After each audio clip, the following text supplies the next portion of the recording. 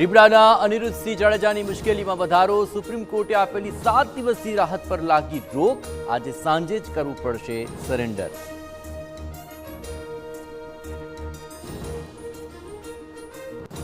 ભરૂચની દૂધધારા ડેરી વ્યવસ્થાપન કમિટીની 15 બેઠકો માટે ચૂંટણી.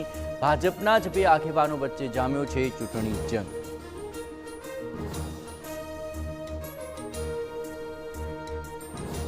વડોદરાના કુકસ ગામે કમળાનો કેર. 10 થી વધુ કેસ નોંધાતા આરોગ્ય વિભાગની ટીમે શરૂ કર્યો સર્વે. પાણીના લેવાયા સેમ્પલ્સ.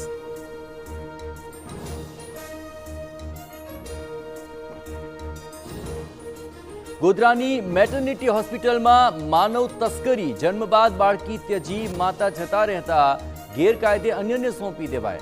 8 સામે નોંધાઈ ફરિયાદ.